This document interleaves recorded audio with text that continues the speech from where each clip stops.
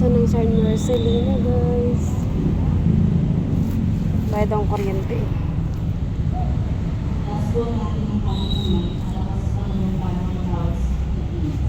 Ako ay Pilipino, buong